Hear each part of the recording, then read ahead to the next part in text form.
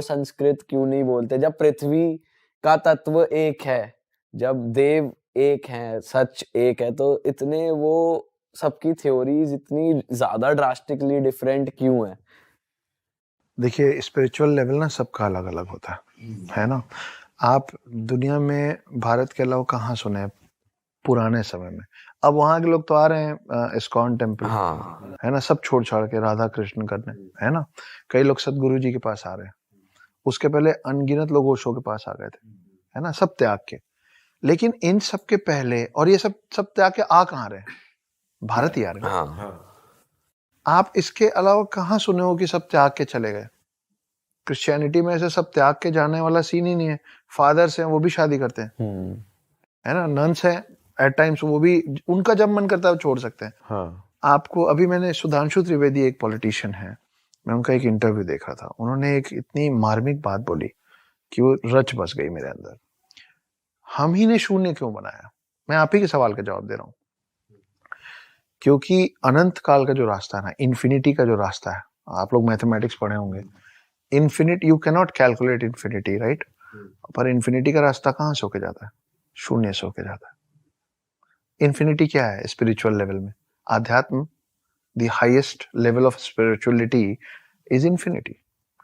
तो जो जो भी इंसान ऋषि मुनि बनने निकलता है ना दोस्त, वो 5 चीजें एक एक करके छोड़ता है। हमारे हिंदूज में क्या क्या? सबसे पहले वो घर छोड़ता है, फिर वो कपड़े छोड़ता है, फिर वो खाना छोड़ देता है, फिर वो अपने आप को स्पिरिचुअली इतना हाई कर देता है कि उसका जब मन करेगा वो सांस लेगा, जब मन करेगा नहीं लेगा। मतलब जब चाहेगा प्राण अपने निकाल लेगा, और जब चाहेगा प्राण, एस्ट्रल फॉर्म जिसको बोलते हैं ना, कि आपका बॉडी यही है और आप निकल गए ब्रह्मांड की सैर करने, तो वो 4th है। और आखिरी जो है ना, वो है कि वो अपना देह त्याग देता है। आई वॉन्ट नथिंग, है ना, कि मेरे को अपना शरीर भी नहीं चाहिए। यही 5 चीज है ना। तो जब आप इन्फिनिटी के खोज में जाते हो ना, तो आपको शून्य से होके जाना पड़ता है। और ये सब जो समझ है ना, ये सबसे पहले अध्यात्म की वजह से हमारे पास आई थी, इसकी समझ। और हम, बड़ा आसान है बोलना land of snakes Indians, no, हम एक लौती ऐसी कौम है जिनके ग्रंथों में मैथमेटिक्स है। हमारे स्पिरिचुअल और हमारे गाइडिंग बुक्स में मैथमेटिक्स है, फिजिक्स है, साइंस है। आप बता दीजिए मेरे को दुनिया में कोई और ग्रंथ या कोई और रिलीजन जिसपे, ये तो हमेशा एंटी साइंस रहे हैं सब। हम हमेशा प्रो साइंस रहे हैं। We are the first plastic surgeon of the world. Sushruta नाम का आदमी पहला प्लास्टिक सर्जन है इस दुनिया का। 27 वॉल्यूम में किताबें लिखी, वो पर्शियन लैंग्वेज में कन्वर्ट हुई, अरेबिक कंट्रीज पहुंची, वहां से इंग्लिश लैंग्वेज में कन्वर्ट हुई, यूके और यूएस पहुंची, और वहां से हमारे पास वापस आई प्लास्टिक सर्जरी बन के। और अब हम इस स्थिति में चले गए हैं कि हमको शल्य चिकित्सा बोलना नहीं आता, हमको सिर्फ प्लास्टिक सर्जरी बोलना आता है। और हम पहले प्लास्टिक सर्जन है।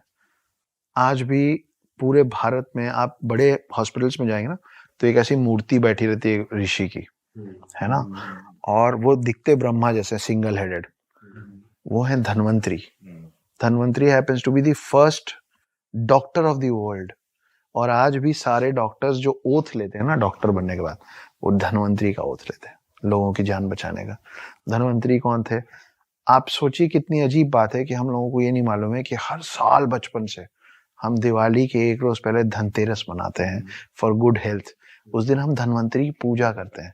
धन्वंतरी वो शख्स थे जो, हम फिर सागर मंथन पे पहुंच गए, शेषनाग सागर मंथन।